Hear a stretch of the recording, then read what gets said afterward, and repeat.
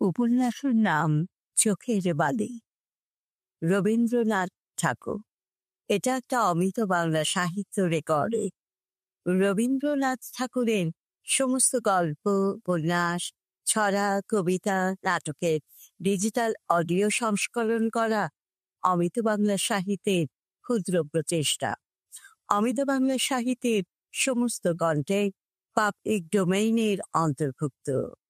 আপনি নিজেও যদি এই প্রচেষ্টায় আমাদের পাশে থেকে এই প্রচেষ্টাকে এগিয়ে নিতে সাহায্য করতে চান ও নিজের পাঠ করা গল্প, কবিতার রেকর্ডিং সাবমিট করতে চান, তাহলে দয়া করে আমাদের সাথে যোগাযোগ করুন। রেকর্ডিং তারিখ 10 মার্চ 2025। চোখের বালি, পরিচ্ছেদ 10। বিহারী নিজে বসিয়া মহেন্দ্রকে দিয়া চিঠি লিখাইয়া লইল এবং সেই চিঠি লইয়া পরদিনই রাজলক্ষ্মীকে আনিতে গেল। রাজলক্ষ্মী বুঝিলে এই চিঠি বিহারী লিখাইয়াছে, কিন্তু তবু আর থাকিতে পারিলেন না। সঙ্গে বিনোদিনী আসিল।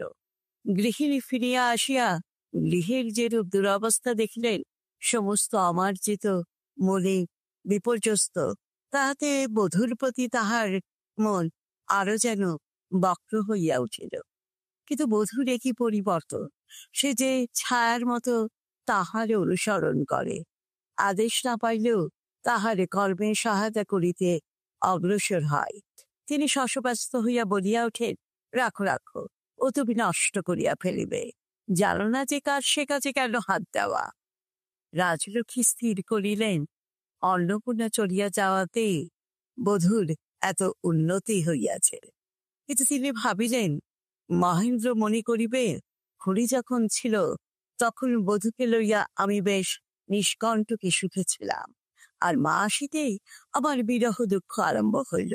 ইহাতে অন্নপূর্ণা যে তাহার হিতৈষী ও মা যে তাহার সুখের অন্তরায়, ইহাই প্রমাণ হইবে। কাজ কি? আজকাল দিনের বেলা মহেন্দ্র ডাকিয়া পাঠালে বধূ যাইকে ইতস্তত করিত, কিন্তু রাজলক্ষ্মী ভর্ৎসনা করিয়া বলিতেন, মহিন ডাকিতেছে, সে বুঝে আর কালে তুলিতে নাই। বেশি আদর পাইলে শেষকালে এমনই ঘটিয়া থাকে। যাও, তোমার আর তরকারিতে হাত দিতে হইবে না। আবার সেই স্লেট পেন্সিল চালপাঠ লইয়া মিথ্যা খেলা, ভালোবাসার অমূলক অভিযোগ লইয়া পরস্পরকে অপরাধী করা, উভয়ের মধ্যে কাহার প্রেমের ওজন বেশি তাহা লইয়া বিনা যুক্তিমূলে তুমুল তর্ক বিতর্ক, বর্ষার দিনকে রাত্রি করা এবং জ্যোৎস্না রাত্রিকে দিন করিয়া তোলা, শ্রান্তি এবং অবসাদকে গায়ের জোরে দূর করিয়া দেওয়া, পরস্পরকে এমনি করিয়া অভ্যাস করা যে সঙ্গ যখন অসার চিত্তে আনন্দ দিচ্ছে না, তখনও ক্ষণকালের জন্য মিলন পাশ হইতে মুক্তি ভয়াবহ মনে হয়।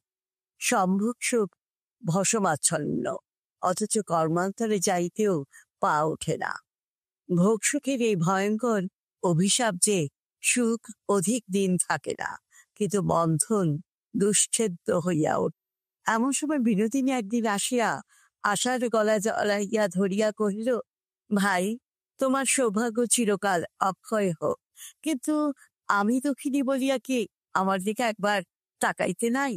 আত্মীয় প্রিয় বাল্যকাল হইতে পরের মতো লালিত হইয়াছিল বলিয়া লোক সাধারণের নিকট আসার এক প্রকার আন্তরিক কুণ্ঠিত ভাব ছিল। ভয় হইত পাছে কেউ প্রত্যাখ্যান করে।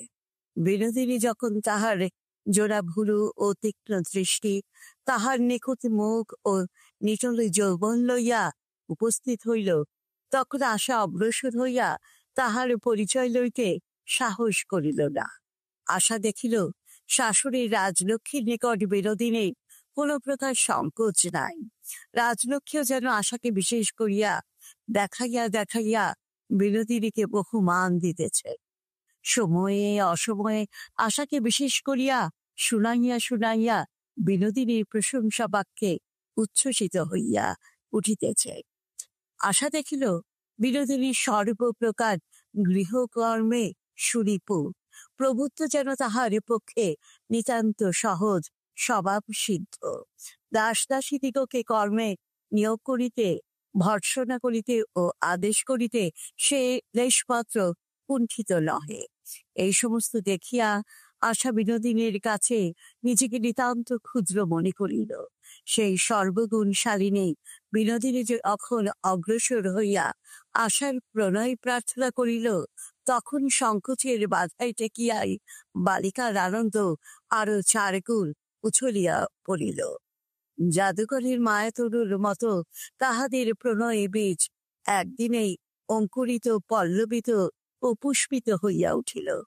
আশা কহিল, এসো ভাই, তোমার সঙ্গে একটা কিছু পাতাই। বিনোদিনী হাসিয়া কহিল, কি পাতাইবে? আশা গঙ্গাজল, বকুল ফুল প্রভৃতি অনেকগুলি ভালো ভালো জিনিসের নাম করিল।